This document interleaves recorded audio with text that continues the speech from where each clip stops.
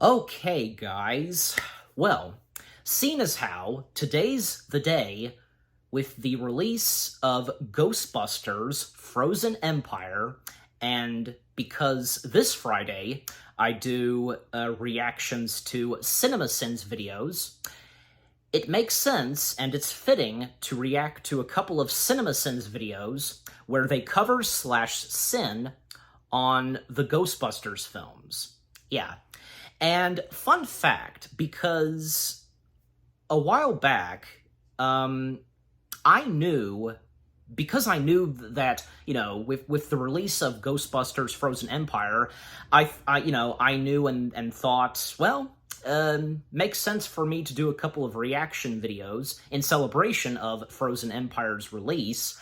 And, well, with CinemaSins, I obviously have to react to those, and seeing as how, Frozen Empire coming out on a Friday, and coming out on the Friday where that's when I usually react to CinemaSins videos. But at one point, I almost forgot to do it, and earlier this week, I realized, oh crap, the Frozen Empire's coming out, and I meant to do this, and of course I remembered, and thus I'm doing it, and you're watching it. So yeah, of course it's fitting to react to the CinemaSins video where they cover slash sin on the first Ghostbusters film from 1984, the one that started it all. Yes.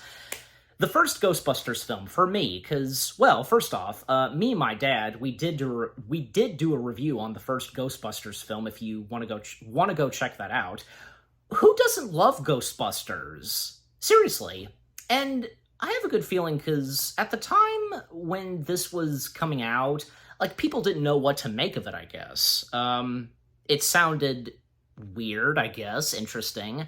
But when it came out, boy, did it make movie history, and, it grew this, cult following, and I guess you could say this fan base, that just loved the heck out of Ghostbusters, this franchise, I tell ya. And here's another thing, and best said by Doug Walker, aka the Nostalgia Critic. It seemed like the first Ghostbusters film, shouldn't have worked, but it did, and it for sure did. It did work. And even when Ghostbusters 2 happened, while not god-awful, it wasn't as good as, what the first movie was like, lightning only striking once, and at how Doug put it, so, but yeah. And, golly, I remember when me and my parents, we went to go see this in theaters when it was celebrating its, was it its 30th anniversary? Yeah, 30th anniversary. It was really cool. Really cool to see the first Ghostbusters film on the big screen. Yeah. Anyways, so it'll be interesting to see what CinemaSins has to say on the first Ghostbusters film. I hope they'll have some positive things to say, but like I've said before, the CinemaSins videos, they're just for laughs and for our entertainment, and I have no doubt that the guys who run CinemaSins, they love Ghostbusters. Again, who wouldn't? I'm sure that, yeah, there are some people out there who are not fans of Ghostbusters. Yeah, there can be some people, you can't love everything. So, anyways, so without further ado, well, let's see what CinemaSins has to say on the first Ghostbusters film. Starting in 3, 2, 1, play. Oh, wait a minute. Bad start. Okay, let's try again. Everything wrong with the first Ghostbusters film in 3, 2, 1, play. There we go.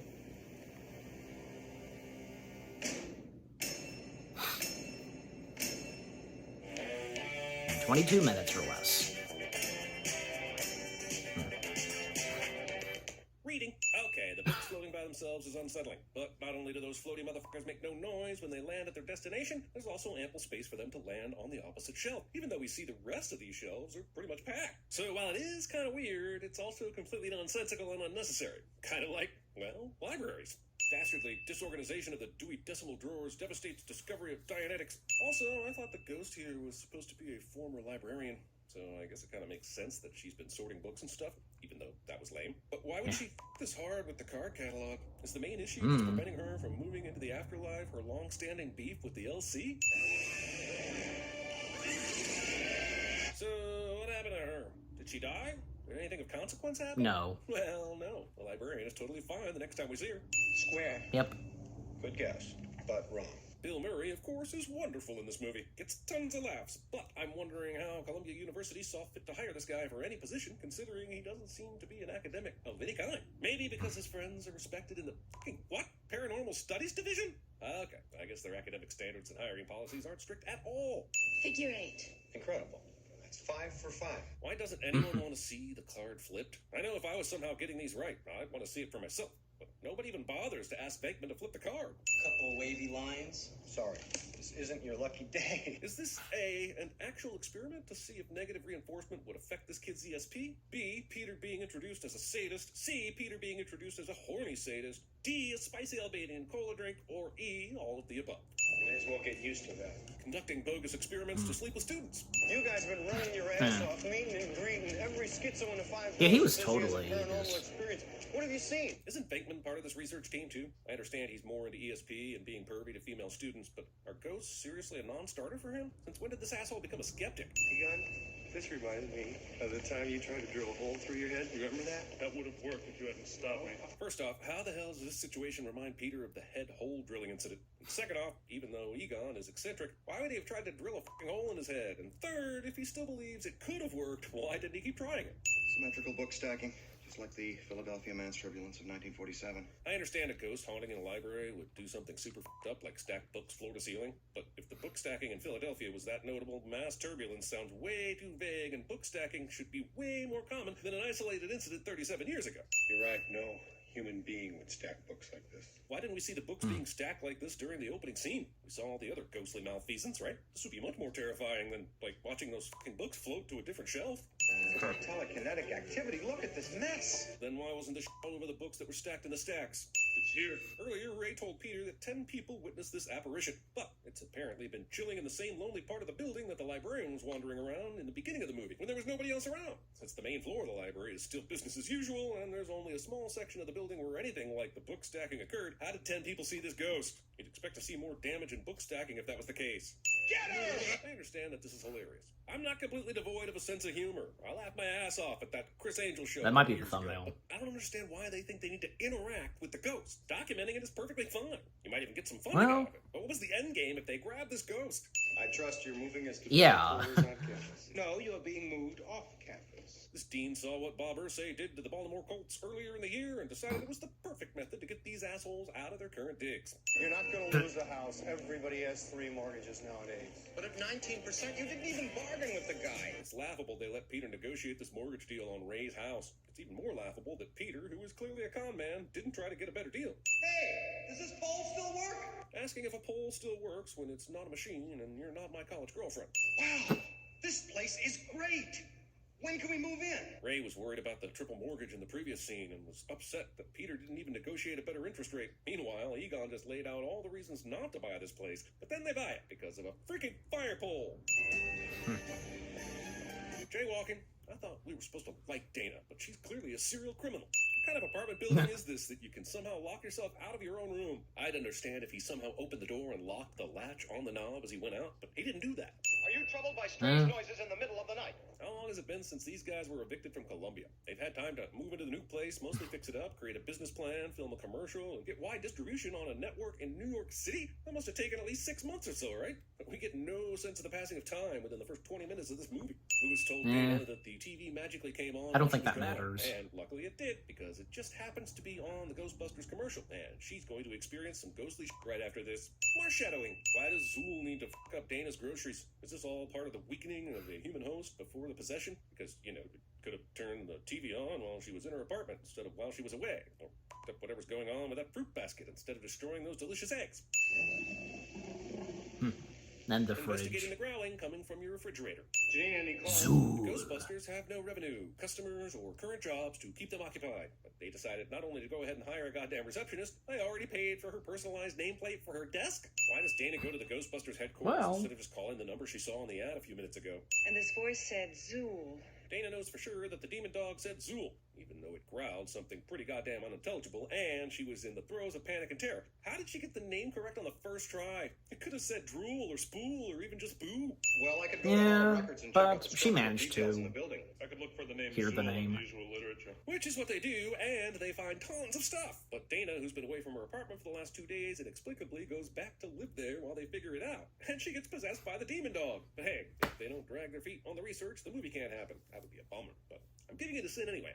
Okay, who's the asshole here? Is it Ray, who sat right in the middle of this love seat, even though there are 3 other people in the room? Or is it Egon, who sidled up right next to him and stuck his nerdy ass on the side cushion without any warning, despite there being multiple seating options in this area? Or is it this completely unnecessary lamp on the end table that is putting out so little amount of light that it might as well be a black hole? Sure, they find out that Dana's apartment is located in a building labeled Soup Central later, but one thing no one has considered is maybe she invited this into her place by having a severed hand on her end table and a disembodied head with a top hat on her piano. Kiss. Well, You remember how hilarious casual sexual harassment was back in the 80s? Especially concerning a contractor you've hired to come to your own apartment to investigate a terrifying ordeal? And of course they end up together. Wow, they got they do. in no time. Remember when Dana walked in earlier? Ray was working on it just seconds after telling Peter that it needed, well, everything fixed. Then Peter goes to inspect Dana's apartment that same day. Here, they're celebrating their first customer, which only psychos would do weeks afterwards, which is exactly how much time would have been required to fix and paint that car. Obviously sped up footage is obviously sped up. What do you suppose? and their Some first kind of a ghost to compliment? catch, you That's know. rushist. You know, it's just occurred That's to me we really racist. haven't had a completely successful test of this equipment. Do you know what just occurred to me? You left the New York Public Library in the lurch, and they still have that ghost running around that you never took care of. Why didn't you practice your equipment at the library? Sure, you probably would have destroyed some rare books, but anytime you can prevent people from reading, that's a good thing. Given how prominent this sign is, I think I can safely assume the real villain of this movie is the motherfucker who was just attempting to board the elevator a few minutes ago with a fully lit cigar. I didn't really notice that, the no smoking sign. Ghostbusters and the NYPD have something in common. Pinkman? Pinkman! Okay. Find out later they have radios, so why doesn't Ray use that to call Peter right now? How does this not burn? Well, I mean, if he was down? close, Or at least start a like- medium-sized fire on the 12th floor. It's right here, Ray. If Slimer can easily transport through walls and why is he even here in the hallway, especially poised for a confrontation with Peter? If it senses danger, why doesn't that go either hightail it into room 433 or attack as soon as it sees the dude with the proton pack? He slimed me. Well, Great line for Slimer sure, but also did. inspired far too much content on Nickelodeon for the next 40 years or so. Get down here right away. I just went into a ballroom. I get it. Does Egon know Slime. the ballroom? Wasn't he on the 12th floor with the others? Just in a different section? Last time we saw him, he was using a PKE meter on this dude. Meanwhile, the Ghost 2 will be known as Slimer. I just Slime thought Peter. of something Egon funny, already just, updated on Slimer's whereabouts. Both Ray and about Peter saw Slimer. this little bastard with the naked eyes. So why does Ray need these fancy-ass goggles to track Slimer down in the ballroom? I'm fuzzy on the whole good-bad thing. What do you mean bad? Bill Murray predicts his response to the cameo request in the 2016 remake of this franchise. I need some room to put the trap down. Give me some room. You're just now putting down the trap? What the hell have you been trying to do this whole time then? Vaporize the ghost? You got him. Go across the street. But aren't their streams technically crossing each other as they pull Slimer down?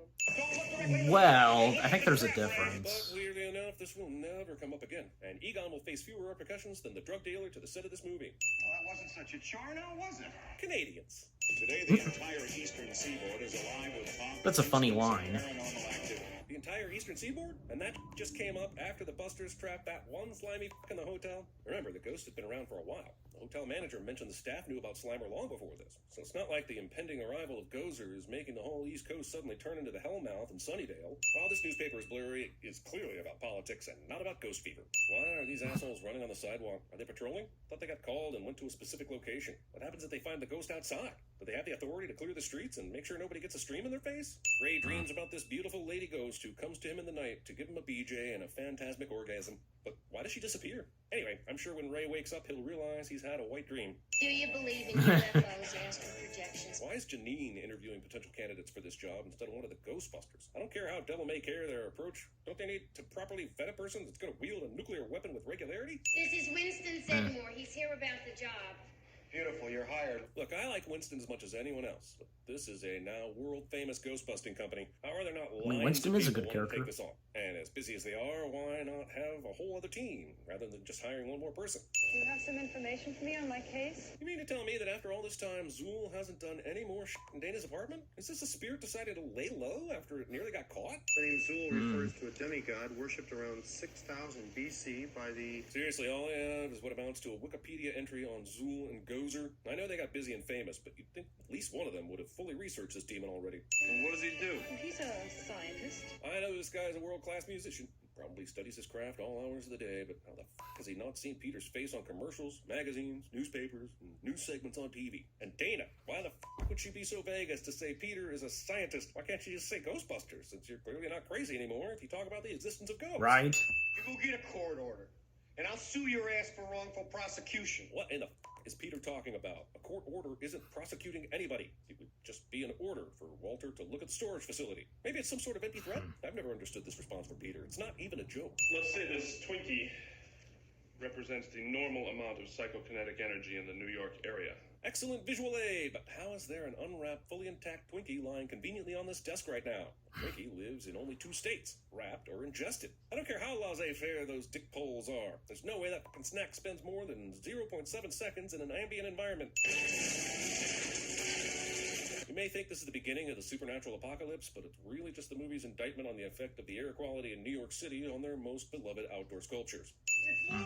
Somebody let me in! If the doors to this building are so noise resistant, how did Lewis hear Dana's TV turned up so loudly earlier in the movie? Hell, even if it's because he was stalking her apartment, you could clearly hear the music coming out of his pad during her walk through the hall a few seconds ago. Classic demon diversion. Get the victim to look one way, then bam, surprise them from the chair you were hiding in the whole time. Wait, what? These demon dick dogs are not only demon dicks, they're also pervious. Couldn't they have just grabbed her when she walked into the... Yeah. There Because got to be the better one ways to hand- possess humans than what we just saw. Ted has a small carpet cleaning business in receivership, and that's drawing a salary from a deferred bonus from 2 years ago. Rick Moranis is ad-libbing this entire thing about Ted and Annette, and it's fucking glorious.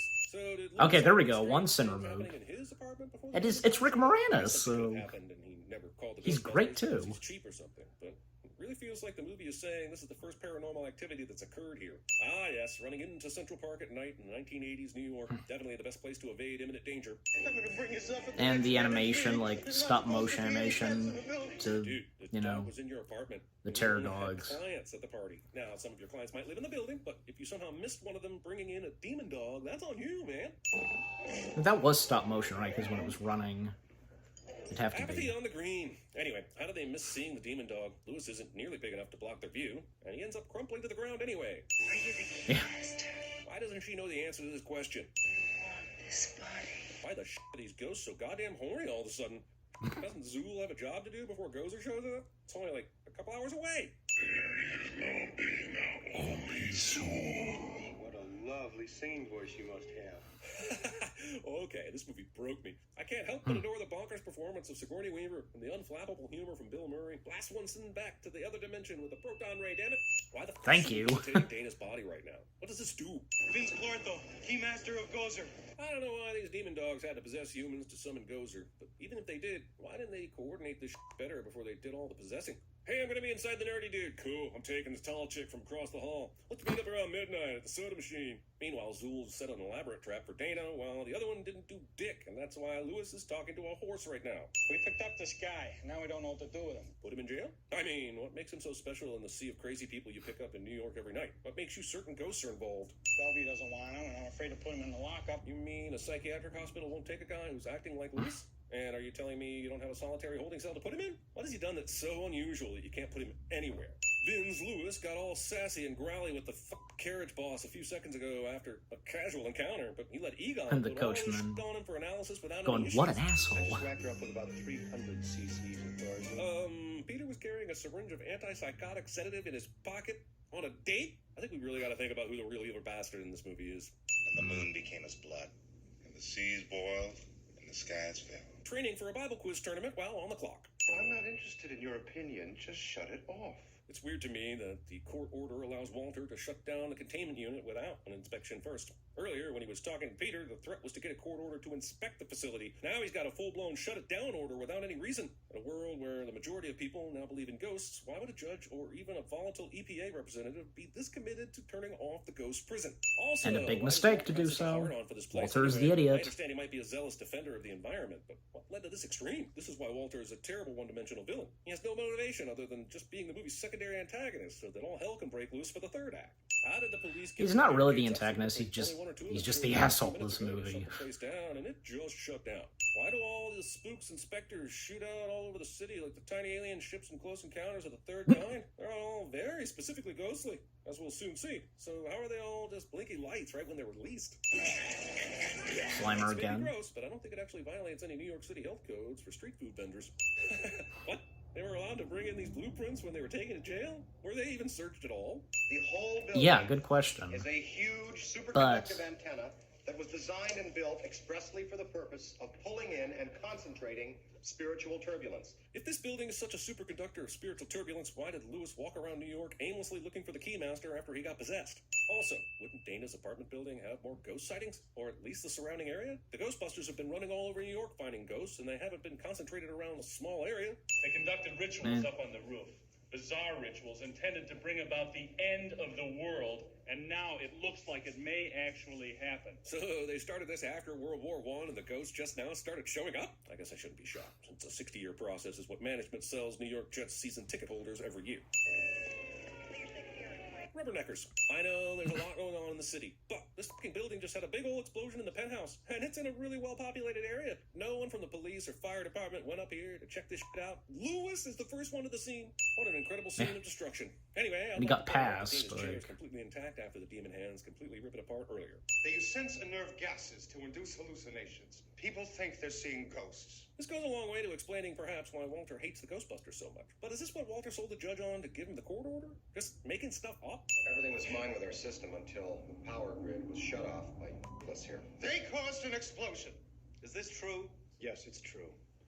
This man has no It's a classic for a reason, folks. Great Walter setup, great line. caused the I'm gonna explosion, remove 5 cents technically. for it. Officially, the church will not take any position on the religious implications of these phenomena. Catholicism. Dogs and cats living together. Mass hysteria. Jesus Christ, I love this movie. This is an objectively silly line, and therefore I have to sin it, but I do want to point out that they somehow made all these silly lines work in a way that no other film in this franchise has managed to do. What was the magic here? The script? The talent? The Murray? Wait, I'm still sending this line, right? God damn you, contractual obligation. Whoa, how did these You didn't have to, assholes but you find the did, spot so like- quickly? And why did they? I mentioned the blowout earlier, but how would that bring a bunch of Bible thumpers to this exact spot? There are ghosts all over the city, right? Oh, cool, they brought the National Guard. But why? They really need those folks to escort the ghosties down the street? Columbus Circle can get pretty crowded around rush hour, I know, but there are a lot of cops here that can take care of the traffic. Seriously, why even bring on a talented actor like Ernie Hudson if you're going to put him here during the hero shot? The Ghostbusters fall Yeah, into this they massive could hole have, in the like, street, and let a cop I didn't car think of falls into that. the hole. The Earth moves even more while they're down there, and they survive this. Where are we? Based on the impossible height and improbably open staircase to this building, I'm guessing Hogwarts? The movie does not contain a hardcore sex scene with Sigourney Weaver and Rick Moranis. Also, wait, did they? Movie yada yada's that shit, but based on their rampant randiness for each other and the disarray of the clothing, I'm pretty sure they fucked.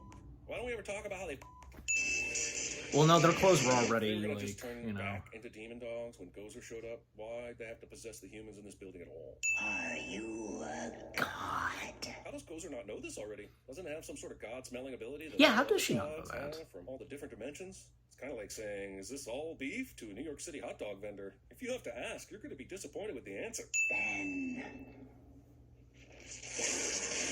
Gozer shoots out his And that was rifle funny, 'cause from when, the Emperor's dead fingers Venkman into the said to Jedi, Rey, and somehow doesn't "Go have get her, to Rey," a callback to what happened early in the film.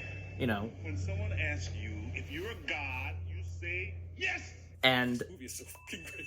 yes, and what would happen in Afterlife, if you know that. All this heavy debris falls on this crowd and no one dies. Haven't you assholes seen what falling ice does to pedestrians in New York? choose The form of the Destructor. Why does Gozer give the Ghostbusters a choice in what the Destructor is going to be? I guess it doesn't matter what it is, because it will be giant, and it will want to destroy stuff, because it's in the job title. But what if I thought of a giant pillow? You think a pillow? And could Ray, be he New thinks it in Whatever we his think of. If we mind. think of J. Edgar Hoover, J. Edgar Hoover will appear and destroy us, okay? So empty your heads. Somehow, after Peter says this, J. Edgar Hoover doesn't come to destroy them. How could you not think of the guy after his name was mentioned? Oh, In the middle of a comedy, Ivan Reitman manages to shoot this image of the Stay Puft Marshmallow Man in a way that's eerie and suspenseful, and then somehow easily transitions into being funny as well. It's tough to make something so ridiculous be so many things at once, but this movie did it. Why does a Stay And Puft Ray's Marshmallow Man delivery, far away from the building but thanks for where removing the Ghostbusters sin. are? All these For removing a sin, seasoned that is. New York residents freak the out at the sight of the jiggly Marshmallow Man, like they haven't seen hundreds of rogue cartoon balloons from the Macy's Thanksgiving Day Parade slide down this very route over the years. I know the special effects people were given very little time to finish, so this is why... I assume there was no Macy's Thanksgiving Day Parade balloon of Stay Puft, was there? Movie studios. You could reverse the particle flow through the gate. how? We'll cross the stream. I get what Egon is saying, but is the movie saying they've tried everything and this is their last chance? Because I haven't even seen them try to shoot the gate yet. The Stay Puft Marshmallow Man is pretty much cooked, so I'm wondering why Roast Egon him. has the idea to cross the streams while shooting the gate when they haven't even tried shooting the gate normally yet. They only shot at Gozer a couple times and missed, so this idea seems to be coming from a let's get to the end of the movie already kind of place. The whole top of this building explodes. Crossing the streams worked to defeat Gozer, and that. What's this asshole even doing here? Yeah, what was his business? Peter Like, doesn't get you know. the marshmallow goo on him that the others do. I'm still gonna sin it because I hate fun. The fact that Dana and Lewis are merely encased in rock makes no sense. But hey, happy ending. I love this town! Me too. But of all the celebrations of this moment, why would Winston choose to shout out New York City? They didn't do shit to help defeat Gozer. Hell, he'd be better off shaking his fist, dropping his trousers, and spouting out, "Boston makes me feel good." Oh, there's still a ghost problem in New York City even after all that. Were the other ghosts not related to all the Gozer stuff at all, or was that just a coincidence? 110 cents. I don't know, maybe couldn't hold his wad long enough. It's a common problem among middle-aged men. What's that audio from? And there are no outtakes. Well, no audio outtakes / after credits. Yeah. Okay, so that was everything wrong with Ghostbusters in 22 minutes or less from 1984. The first Ghostbusters film in 1984, etc. Yeah, okay. But before I talk about that, like, first off, the after credits, the audio outtakes / the after credits, I know I've talked about this before in a couple of CinemaSins videos I've reacted to. I don't understand why they for a little while stopped doing audio outtakes / after credits. What? Because they couldn't think of any funny jokes and, the audio, what to use to go with some scenes in the movie that they're sending, you know what I mean? That's a good guess, but I were to assume that there's a reason why they for a little while didn't do any audio outtakes / after credits.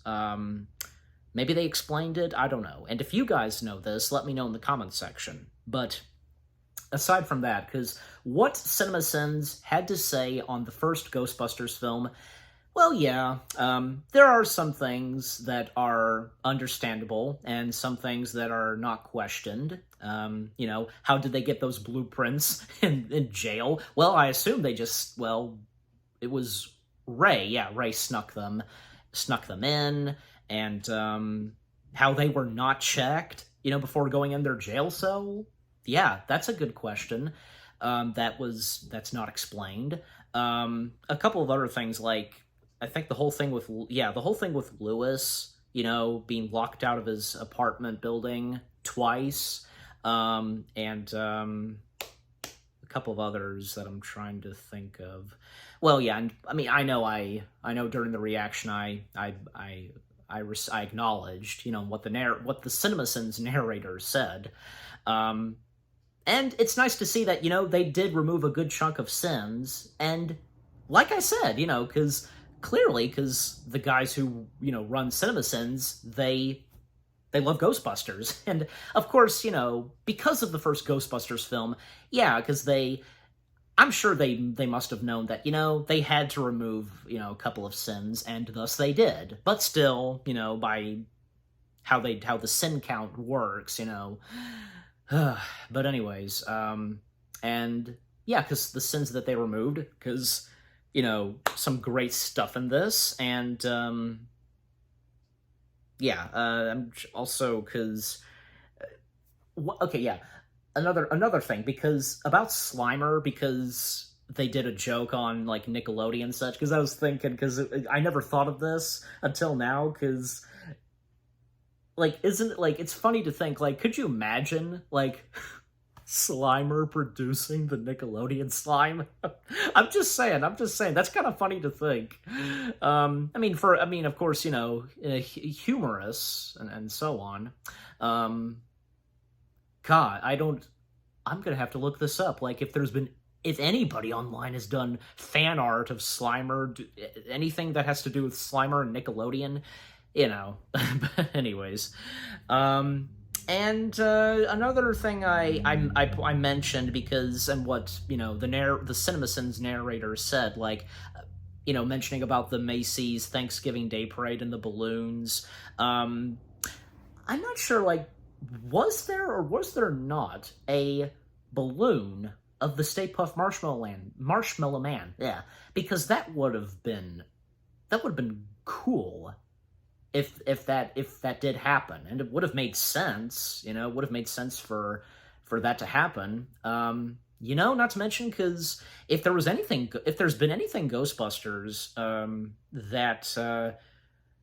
that was there for any Thanksgiving Day parade. I don't know, but I mean, I have seen a giant inflatable of Stay Puft Marshmallow Man, and I'm sure you have too.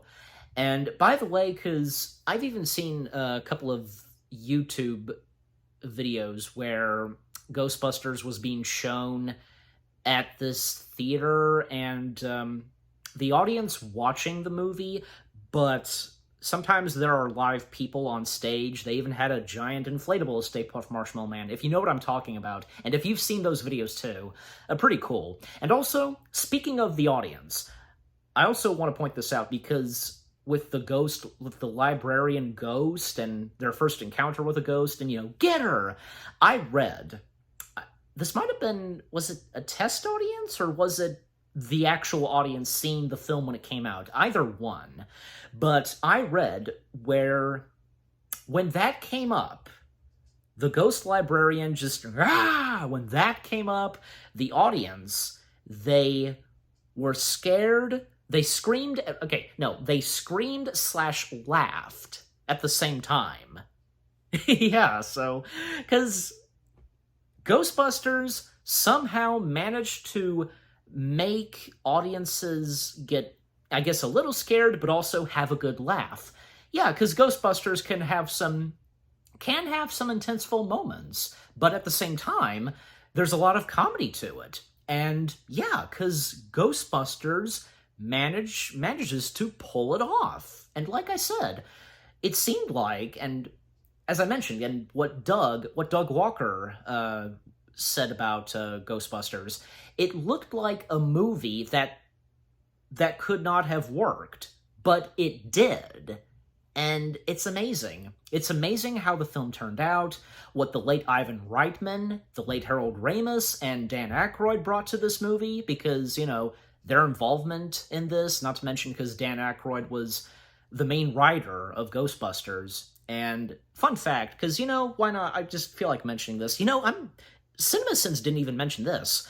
When Dan Aykroyd was writing Ghostbusters, it was going to be completely different. It would have been a completely different movie than how it is today, because, Dan Aykroyd still being in the movie, and same goes for Harold Ramis. However, the two other members of the Ghostbusters, Winston and Venkman, they were originally considered to be played by Eddie Murphy and the late John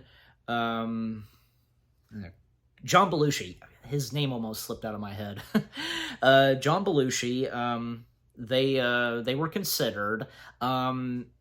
I think for Eddie Murphy, he turned it down. I forget what the reason was. Maybe it wasn't his movie. It wasn't a movie for him to do. But for John Belushi, for some reason I'm thinking of John Ritter, but I mean John Belushi. So, yeah. Okay, so John Belushi, he unfortunately, of course, died while Dan Aykroyd was writing, the script for Ghostbusters. And according to Dan Aykroyd, when he was writing for John, when he was just about to write for John, he just started writing the first line for John. That's when he was doing that, that's when he got the call. He heard that, well, John unexpectedly died. And John, he ran from where he was living to, go tell, John's wife. There is a documentary I've seen bits and pieces of it about, the last 48 hours of John Belushi's life and so on. And because I remember that, and, with what Dan Aykroyd and John Belushi's wife talked about. But when Ghostbusters, of course, happened it started production, and when it came to the character of Slimer, because, well, Dan Aykroyd and Harold Ramis, they requested to have the look and facial expressions of Slimer, the likeness of Slimer, be modeled after John Belushi. And Slimer being the ghost of John Belushi, not to mention Slimer eating from that food cart. Well, that was inspired by that scene in Animal House where John is eating at the cafeteria, if you know that. So, yeah. Even the late John Candy was considered to be in Ghostbusters as well, playing the part of Lewis, but I think, he turned that down too, and the role would be given to Rick Moranis, and rightfully so. As well as, the roles of Winston and Ray. No, not Ray. Venkman. Yeah. Venkman and Winston, the roles being given to Ernie Hudson and Bill Murray. And rightfully so, too. Yeah, I'm pretty sure I did get his last name right. Ernie Hudson? Yeah, I'm pretty sure. So, anyways, is there anything else I want to say about what CinemaSins talked about of Ghostbusters? Well, I mean, you know what? The narrator didn't say anything about this. How, when they arrive at the hotel and they're making their way up the stairs, and when they finally arrive, it's nighttime. And right when the credits start to roll, and when they make their way back down, the audience are cheering them. The people are cheering them, I should say. The crowd of New York, etc. It's daytime again. I'm pretty sure, because maybe there's a reason because why it went from nighttime to daytime again. So. And if they wanted to mention that, CinemaSins, if they wanted to mention that in the video, but overall, what CinemaSins had to say on the first Ghostbusters film, understandable with some things they pointed out. I won't deny it, but at the same time, the first Ghostbusters film is fantastic. It's an iconic film, a classic from the 1980s. It's a perfect film. It's one of the best, for sure. So, what about you guys? What do you think of the video itself? What CinemaSins had to say on the first Ghostbusters film? Anything that you agree and disagree with, and what I've had to say? And what did you think of my reaction? Leave comments and give this reaction video a like, as always. And so, with all that being said, thank you very much for watching. I hope you guys enjoyed my reaction to the CinemaSins video of everything wrong with Ghostbusters from 1984 in 22 minutes or less. More reaction videos are on the way. They're going to be awesome. Keep looking forward, and I'll see you guys in the next video / reaction. And stay tuned later tonight because, well, obviously gonna react to another CinemaSins video that is something Ghostbusters. So again, stay tuned for that. Take care, and peace out. I ain't afraid of no ghost.